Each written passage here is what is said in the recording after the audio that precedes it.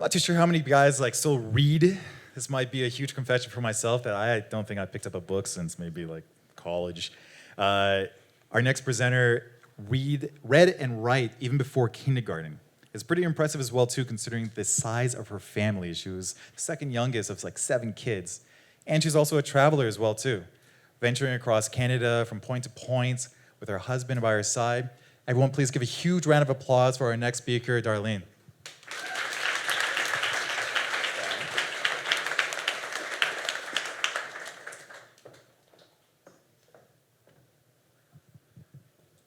Hey everyone. So you can see it's Valentine's week. I decided to bring my sexy voice with me today. And thank you, Dram, for being the funny guy that I have to follow. Thank you. I appreciate that because you are more fun than my fuck up. So just so you know, let's just set the bar where it belongs. How many people here have avoided doing something because you were afraid of failing? Anybody? This is why. Do you believe that fear of failure comes right behind fear of death? And I believe that it's actually the barrier to success. And I know that in my past, there's been a lot of things I did not attempt because I didn't want to look like an idiot. Now I'm old, I don't care if I look like an idiot. So you young people, just let it go now. It doesn't matter, I'm telling you. So back in 2007, my life was perfect. Some of you were kids, so you might not remember 2007. But for me, my life was perfect. I had like 20-something years of marriage to the love of my life. I had 3 kids who were amazing students and athletes. I was a top-performing financial advisor for the largest financial institution in Canada. And, you know, from outside, you would think, man, I want to be Darlene. But internally, there was something going on for me. And it was like, why am I not happy? Why am I not fulfilled? And I had this voice that kept saying to me, Darlene, this is not what you're supposed to be doing. But even though my dreams were calling me, I was declining the call. And we all decline for different reasons, right? For me, I was declining. I was like, you know, when I have this amount in my bank account, then I'll look at my dreams. When my kids are a little older, then I'll look at my dreams. When I land this big client, then I'll look at my dreams. So I just kept pushing the decline button. But I think after a while, the universe decides, you know what? You can't decline me anymore. And so it decides what it's going to do next. So I'm just wondering how many people in here have pushed the decline button when your dreams came calling? Right? Yeah? I bet you there's more of you. You're just too scared to put your hand up because you're young and you still care what people think about you. Get over it already. So, in this period of time, I got approached by some partners who wanted to open a financial planning firm. And I thought, new business. Maybe that's what's calling me on the inside. Maybe financial planning is really my calling. It was the structure of a large corporation where you know creative and innovations in the basement, and it's really hard to get it to the top floor, right? So if I'm a principal of a company, I can be creative and I can be innovative. And I can bring the kind of financial planning I want and make the impact that I want. So I thought, hey, great idea. So I didn't do this on a whim. I'm a financial planner after all. And so what I did was I put 6 months worth of salary in the bank to make sure we saw the startup statistic that Marcia put at the very beginning, I knew the odds, and I wanted to stack them in my favor. So all the clients that I had in this big, large institution, they all agreed they would follow me to the ends of the earth for me to be their financial advisor. And I had the money put in the bank. I had all agreements in place. We opened our doors. We were living in Windsor, Ontario. Anybody from Windsor? Ooh, bad crowd. Ooh, I'm not originally from Windsor. Now I'm going to just say that. This is what happened. So Ford announced that they were going to lay off 1,100 people. It was a direct hit for me because my husband worked for Ford. And he was the one, we had crunched the numbers, that was going to make sure all the bills were paid so I could go out and create this amazing company. That financial security went out the window. At the same time, we're building our dream home. And has anyone here built a house? I'm telling you, it's the most amazing thing. We sketched this thing out on a piece of paper. We took it to an architect. The architect took it to a builder, and we watched brick by brick our dream being raised from the ground. It was amazing. And here we are. We had made sure we had enough money for the dream home. We'd had our previous house that we were living in, the offer on it to be sold at the right time. And when Ford made their announcement, not only did it affect us directly with my husband, all those clients who'd follow me to the end of the earth started saying things like, not sure how this is going to affect me. So I just want to wait a couple of months. I'm not sure if it's going to affect my company or my job because Windsor's small and 1,100 people was huge then. It was the beginning of everything. We felt it first. And the person who had made the offer on our house that we were living in, that we were going to move to our dream home from, he backed out of the deal. I was like, you can't do that. We have a contract.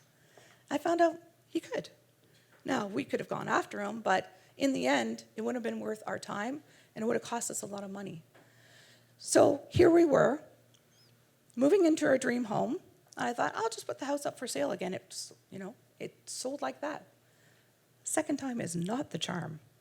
It took almost a year for it to sell, and when it did, it sold for 30% less than the original offer. So let's just catch up with the math here, okay? Income coming down drastically. Expenses going up drastically. We're paying 2 mortgages, 2 sets of taxes, 2 sets of utilities, and we're wondering, what do we do next? And I thought, you know what? I'm a hard worker. And if I believe in something, I will go after it. And I'm going to work my buns off until this company is successful. Anyone have that drive? Just fuck them. I am going to succeed. I don't care what the odds are, right? And then this happened. Some of you are too young, again, to remember 2008, but it was horrific. And I'd been a financial advisor since 1986. Again, many of you weren't born. I'd been through a lot of stock market drops, a lot. This was different because not only did the stock market go down almost 50%, you also looked at huge companies and countries were going bankrupt. Like, this was unprecedented in my lifetime, what was going on in 2008. And people started to think the world was ending. I mean, seriously, talk to your parents. They'll tell you all about it. So here I am, trying to build a financial business in that. Can you imagine? What do you think the chances of success are? Yeah, 0, pretty much, 0. And so what I did was, we started getting to the point where no matter how hard I worked, the amount of expenses and the amount of income just didn't match up. And so we got to the point where I knew we were in trouble. And I'd been working hard to keep our head above water. But I thought, I'll be the responsible person, I'm going to go to the bank and talk to the bank. Something like you, Dram. A little bit different result for me. Because that's what I got. Their plan for me was to foreclose on our dream home. And we're given 90 days to move. Everything that we had done over the previous 2.5 years, all the money we spent, everything was gone, and so was the house. And you know what? You would think that was the worst thing that could have happened to me then. But shortly after that, my sister announced she had inoperable brain cancer and lung cancer. So I'm packing up my dream home, trying to keep my kids good, my husband good, because it's a lot harder on a man to lose his house than it is a woman, because there's something that's attached emotionally that you provide for your family, and it's changing. Thank God it's changing, but it's true. And so here we are, we're packing up my house. My sister was determined she was going to get a miracle, and I thought, I'm going to hop on that bandwagon, because I didn't really have anything over here. So for a long time, for several months, I was like, we're going to get our miracle, Deb. But she didn't get her miracle, and neither did I. And she passed away in September 2010. And at that point in time, I had no reason to get out of bed. Here I am, one of the strongest people that I know, and I couldn't get out of bed. And I was in this cave, and I don't know if anyone has ever been there. It's not a place you want to visit or stay for sure. You're in this cave, it's dark, and there's no exit sign. You don't know how to get the hell out of there. And the only reason why I did not say this is it is because, one, I loved my husband and my kids too much. And two, I knew my sister, if she could, she'd be kicking my ass all over the place for laying in bed being perfectly healthy when she fought for every last minute and every last breath. And that finally I thought, here I am letting this stop me when she wouldn't let that stop her.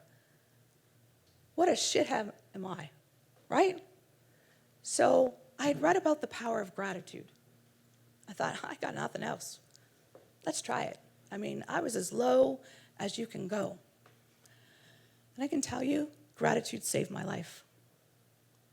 And this is why gratitude works. Because if you're looking at all the things you have, you can't see all the things behind you that you lost. And if you're looking at all the things you have, then you start to have hope. And if you have hope, you can be inspired. And if you're inspired, then you will feel like acting. And if you act, things can change. And they did. And once I started my gratitude practice, which I continue to this day, I started heading towards this moment tonight.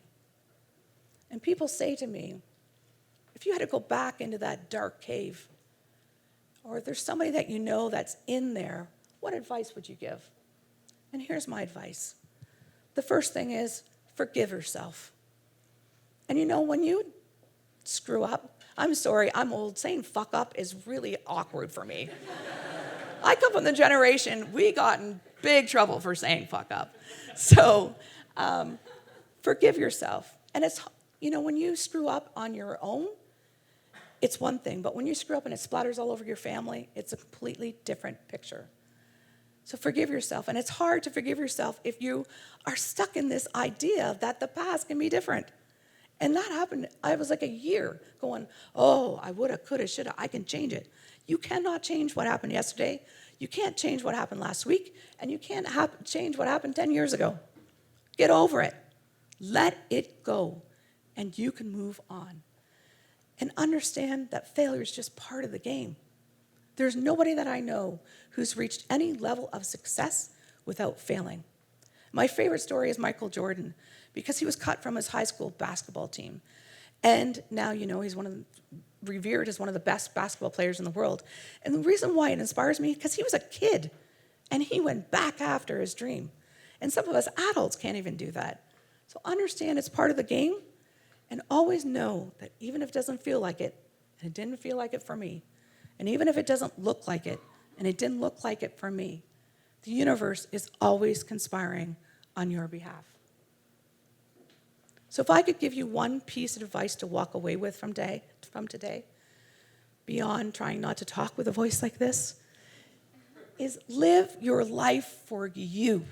Don't live it for your parents, for your significant other, for your kids, for your teachers, or whoever else would have any expectations on you. Live it for you. You got one shot at this. And I spent a lot of time living it for other people. And Patrick, when he was interviewing me, asked me if I could go back and change anything, if I would. And this is the answer I gave him. Other than having one more glass of wine with my sister, I wouldn't change a thing.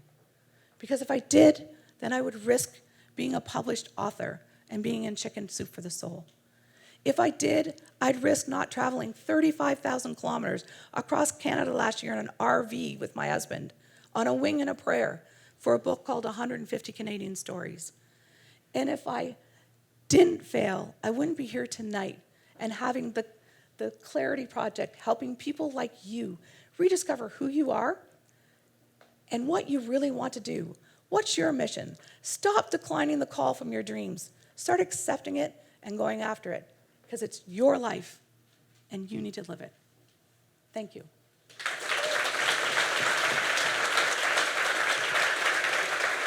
Let's just hold on to that for the Q&A.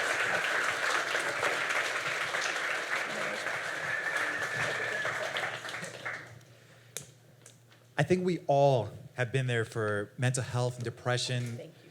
Let's just give Darlene another round of applause for being able to talk about those dark states and moving out of it. We're gonna move over for the Q&A as well too. So is there any questions in the crowd for Darlene?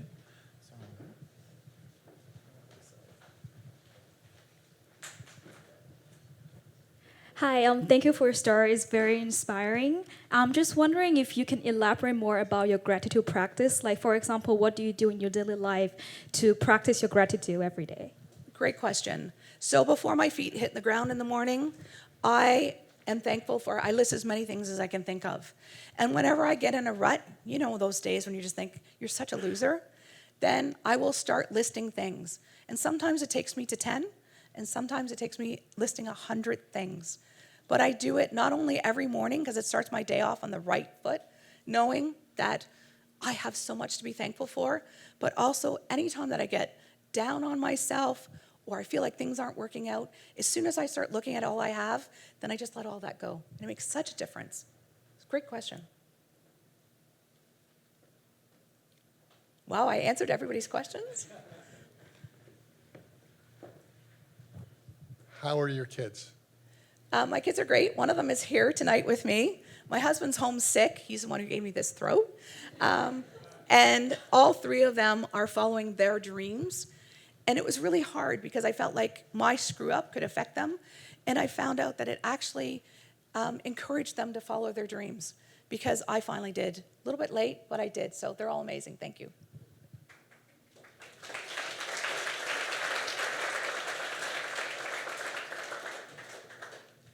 Any further questions? How did you make that transition to becoming a writer? And was that something that was a dream from a while ago, or just something that sort of happened out of the fuck up? That was a dream I've had since I was small. And I had decided I was going to university to become a writer. And when I was 18, because remember, I'm second youngest of 7 kids by that time, I had siblings who were married and were important people, and I was just a stupid teenager, said that you would never make any money as a writer. So in an hour, I went from being a writer to going into business. And I let them steal my dream from me. And amazingly enough, I got that opportunity out of my failure. And I've published 2 books, and the 3rd one's coming out this year. So complete reaching my dreams is amazing. Don't wait until you're old, please. Hi. When something like this happens to a family, I feel like it can be very easy to kind of drift apart. And how did you guys kind of bond together and stay strong through this kind of this tough time? Another great question. Wow, you guys are good. I think when you go through something this horrific, especially when you're looking at us losing our house and then my sister, who was the favorite aunt, the loss of her, and then the following year, my mom also passed away. So when you go through so much tragedy in such a short period of time, you realize that all you have is each other. And I was really protective of my family, partly because I felt so guilty for screwing up so badly, but also because I knew of families that had split apart during tragedy. And I wanted to make sure that my kids and my husband and I could do that. And my husband and I, just so you know, are celebrating 35 years of marriage this July. So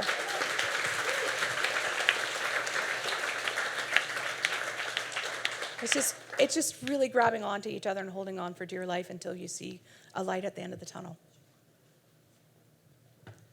Hi there, on the right, on your left.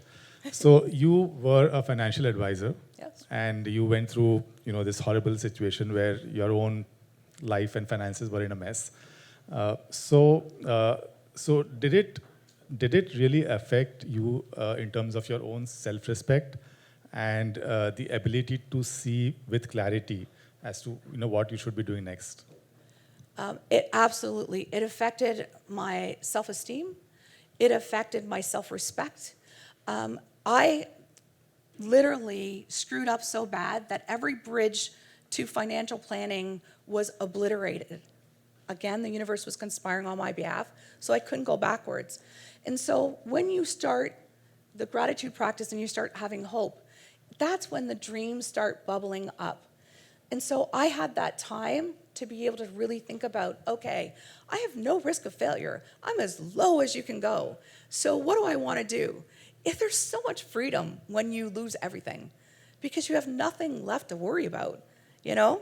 So I can honestly say that this losing everything gave me the wings to be able to pursue the dreams that I wanted to. But it did take time to get that self-respect back and that self-esteem back because I felt so bad.